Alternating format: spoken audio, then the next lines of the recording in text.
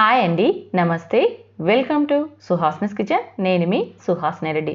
ఈరోజు మన కిచెన్లో బయట బండి మీద ఇడ్లీలోకి సాంబార్ని చేస్తుంటారు కదా, చాలా చాలా రుచిగా ఉంటుంది. ఆ సాంబార్ కోసమే ఇంకా 4 ఇడ్లీలు ఎక్కువ తినేవారు ఉంటారు.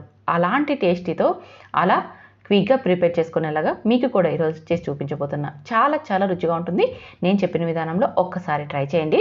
ఇందుకోసం ప్రెషర్ కుక్కర్ తీసుకొని అందులోకి 1 కప్పు కందిపప్పును తీసుకోవాలి. అదే కప్పుతో 1/2 కప్పు పెసరపప్పును వేసుకోవాలి.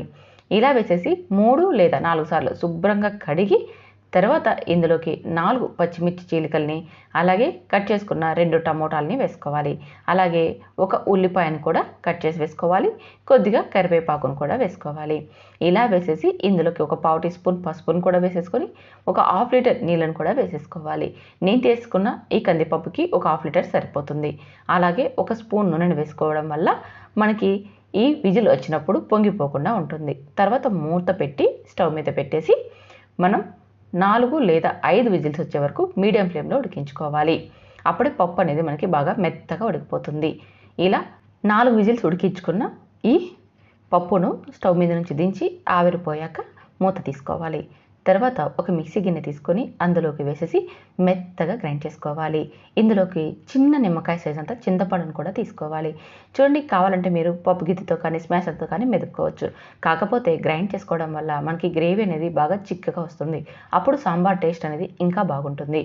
ఇప్పుడు మనం ఏ బౌల్లో అయితే సాంబార్ని చేసుకోవాలనుకుంటున్నామో ఆ గిన్నెని స్టవ్ మీద పెట్టుకొని అందులోకి 1/2 టీ స్పూన్ మెంతుల్ని, 1 స్పూన్ జీలకర్రని వేసి లో ఫ్లేమ్లో బాగా వేయించుకోవాలి. వేయించుకున్న వీటిని ఒక ప్లేట్లోకి తీసుకొని చల్లారనివ్వాలి. ఇప్పుడు అదే గిన్నెలోకి 3 స్పూన్స్ దాకా ఆయిల్ వేసుకొని ఆవాలు, జీలకర్రని వేసుకొని పోపు బాగా ఫ్రై అయిపోయిన తర్వాత వెల్లుల్లి రెబ్బల్ని, ఎండుమిర్చిని వేసుకోవాలి. అవి కూడా బాగా ఫ్రై అయిపోయిన తర్వాత పెద్ద ముక్కలుగా కట్ చేసుకున్న ఉల్లిపాయలని వేసుకోవాలి. ఇవన్నీ వేసిన క్లిప్ మిస్ అయిందండి.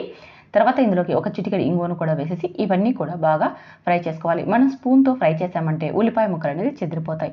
సాంబార్లో ఉల్లిపాయ ముక్కలు అనేది అలాగే ఉంటే తినడానికి టేస్ట్ చాలా బాగుంటుంది. మీ దగ్గర చిన్న ఉల్లిపాయలు ఉంటే అవి వేసుకున్నామనుకోండి, సాంబార్ రుచి ఇంకా బాగుంటుంది. ఇప్పుడు ఇందులోకి 1.5 స్పూన్ సాంబార్ పొడిని వేసుకోవాలి. ఇలా వేసేసి లో ఫ్లేమ్లోనే 1 నిమిషం పాటు వేయించుకోవాలి. ఇది బాగా వేగిపోయాక ఇందులోకి కొద్దిగా పచ్చి కరివేపాకును, అలాగే మనం గ్రైండ్ చేసి పెట్టుకున్న ఈ పప్పు మిశ్రమాన్ని వేసేసుకోవాలి. ఇలా వేసేసి ఒకసారి కలిపి ఇందులోకి గ్రేవీకి సరిపడా వాటర్ని వేసుకోవాలి. గ్రేవీ అనేది మరీ పల్చగా ఉండకూడదు, అలా అని చిక్కగా ఉండకూడదు.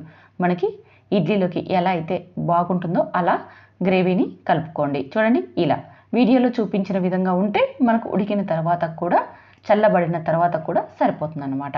ఇప్పుడు మూత పెట్టేసి మీడియం ఫ్లేమ్లో ఉడికించుకోవాలి. 5 నిమిషాలు ఉడికితే సరిపోతుంది. ఆలోపు మనం వేయించుకున్నాం కదండి జీలకర్ర మెంతుల్ని, వీటిని కూడా బాగా మెత్తగా దంచుకోవాలి. ఇలా దంచేసి ఒక ప్లేట్లోకి తీసి పక్కన పెట్టుకోవాలి. ఈలోపు మనకి సాంబార్ 5 నిమిషాలు అయిపోయింది కదా, చూడండి అప్పుడు గుమగుమలాడుతుంది. ఇందులోకి ఇంకా మనం జీలకర్ర పొడి కూడా వేయలేదు. అయినా సరే సాంబార్ అనేది చాలా చాలా స్మెల్ వచ్చేస్తుంది. చాలా బాగుంటుంది ఇడ్లీలోకి. ఒకసారి ఇలా ట్రై చేయండి. చూడండి, మనకి కరెక్ట్గా సరిపోయింది కదా చిక్కదనం కూడా. ఇప్పుడు ఇందులోకి మనం దంచి పెట్టుకున్న ఈ మెంతి పిండి, జీలకర్ర పిండిని, అలాగే రుచికి సరిపడా ఉప్పును కూడా వేసేసుకోవాలి. అలాగే ఇందులోకి కొద్దిగా కొత్తిమీర తరుగును కూడా వేసేసుకోవాలి. ఇలా వేసేసి ఒకసారి కలిపి మరొక నిమిషం పాటు మాత్రమే ఉడికించుకోవాలి. అంతే, సాంబారు రెడీ. చాలా చాలా బాగుంటుంది. ఇడ్లీలోకి వేడి సాంబార్ వేసుకొని ఇడ్లీలు తిన్నామంటే చాలా బాగుంటుంది. ఒకసారి ఈ విధానంలో ట్రై చేయండి. ట్రై చేసి టేస్ట్ చేసి మీకు ఎలా వచ్చిందో కామెంట్ చేయండి. అలాగే నేను చేసిన ఈ రెసిపీ మీకు నచ్చితే లైక్ చేయండి. సింపుల్ అండ్ టేస్టీ వంటకాల కోసం మన ఛానల్ని సబ్స్క్రైబ్ చేసుకొని ఫాలో అవ్వండి. Thank you for watching.